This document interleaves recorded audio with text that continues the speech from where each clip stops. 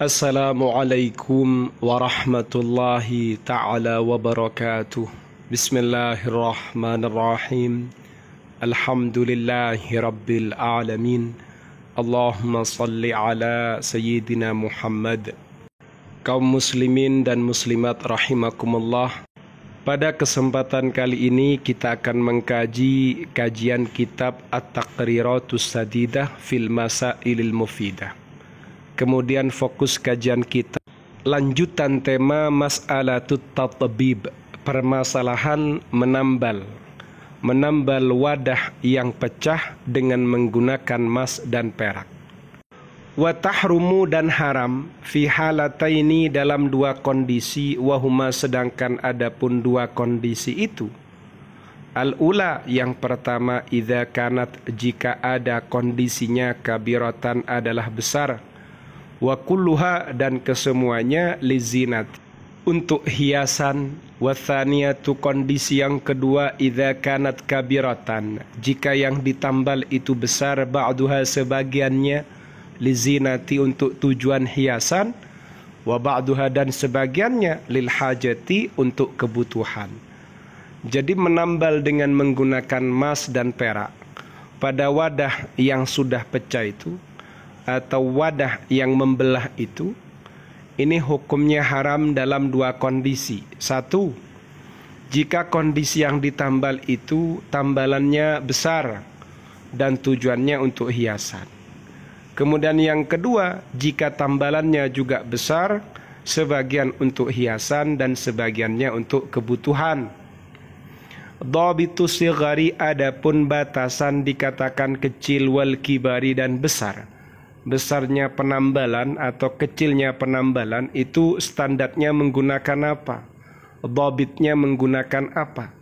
Al-urfu adalah kebiasaannya manusia, urfnya manusia. Menurut manusia ini kecil, ya itu berarti sudah kecil. Kalau menurut manusia ini besar, ya besar. Faham ya? Makna maksud lil hajati untuk tujuan kebutuhan. Karena butuh, karena ada hajat, yakni yang kasiro membelah, pecah, maudhi'un tempat minal ina'i dari wadah itu, fayuj'ala lalu dijadikan fi maudhi'ihi pada tempatnya wadah yang membelah tadi, fiddatun dipasangi perak, au dhahabun atau emas, yumsikuhu yang mengokohkannya. Jadi ada wadah yang kemudian di situ membelah atau pecah, kemudian pada pecahannya atau belahannya itu dipasangi perak atau emas agar kokoh, agar rapat, tidak bocor lagi. Nah, ini termasuk maksudnya kata lil hajah, karena ada kebutuhan. Kama qala, sebagaimana berpendapat sahibu Safwatiz Zubat, pengarang kitab Safwatuz Zubat dalam nazam, wa tahrumud dabbatu min hadzaini bi kibarin urfan ma'at tazayyuni in fuqida halat wa faradan yukrahu wal hajatu allati tusawi kasrahu.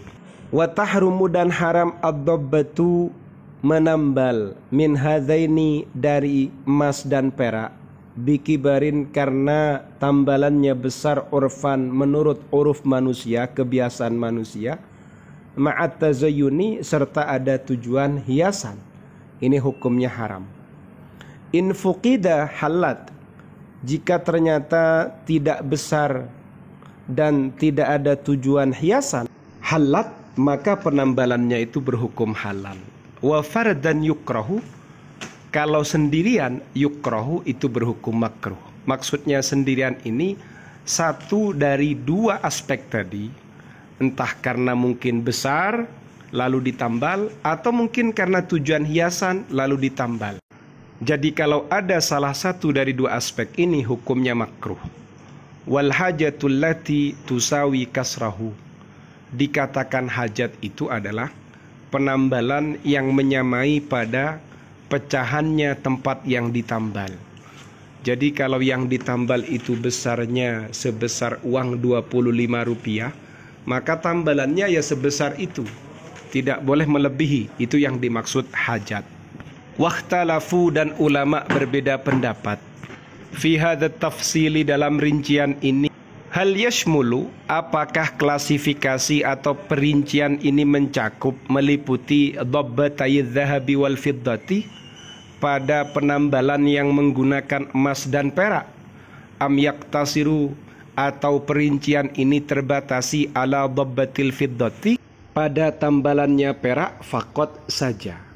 Jadi pertanyaannya, apakah rincian yang sudah dirinci di atas itu mencakup pada penambalan menggunakan emas dan perak, atau hanya pada penambalan dengan menggunakan perak? Fa indar Rafi'i, menurut Imam Ar-Rafi'i, yashmulu, perincian itu mencakup dhabbatay dzahabi wal fiddati, pada penambalan dengan menggunakan emas dan perak. Walladzi i'tamadahu an-Nawawi, sedangkan pendapat yang dijadikan pijakan oleh Imam An-Nawawi, anna hadza tafsila, bahwasannya perincian ini fi dhabbatil fiddati faqat, hanya berlaku pada penambalan perak saja. Wa amma dhabbatul dzahabi, adapun penambalannya emas, penambalan dengan menggunakan emas, fatahrumu, berhukum haram mutlakon, secara mutlak, sebagaimana yang dipijaki oleh Imam An-Nawawi. Kama qala, sebagaimana berpendapat al-allamatu, orang yang sangat alim, Muhammad bin Ahmad al-Makkiyul Asadi, beliau adalah sosok Muhammad bin Ahmad al-Makki al-Asadi, fi Zawaidiz Zubadi, dalam kitab Zawaiduz Zubad, beliau menyatakan wa dhabbatal asjadi harim mutlaqa kadzal Imamun Nawawi haqqaqa. Wa dhabbatal asjadi, dan pada penambalan emas haramkanlah olehmu, mutlakon, secara mutlak. Kada, sebagaimana pendapat ini al-Imamun Nawawi haqqaqa, Imam An-Nawawi mentahqiq, menyatakan pendapatnya. Artinya pendapat yang disampaikan oleh Asy-Syaikh Al-Allamah Muhammad bin Ahmad Al-Makki, yang mengatakan penambalan dengan menggunakan emas itu berhukum haram, hal itu juga sebagaimana pendapat yang sudah ditahqiq, dinyatakan, diverifikasi oleh Asy-Syaikh Al-Imam An-Nawawi. Jadi kesimpulan ketika ditanya apakah penambalan dengan rincian dan penafsilan yang sudah kita kaji ini berlaku hanya pada emas, atau hanya berlaku pada perak, atau bisa mencakup pada emas dan perak, maka kesimpulannya penambalan dengan rincian yang seperti ini bisa mencakup pada emas dan perak menurut Imam Ar-Rafi'i. Tapi menurut Imam An-Nawawi hanya penambalan yang menggunakan perak saja. Juga menurut pendapatnya Al-Allamah Muhammad bin Ahmad Al-Makki Al-Asadi. Faham ya? Semoga bermanfaat. Amin ya rabbal alamin.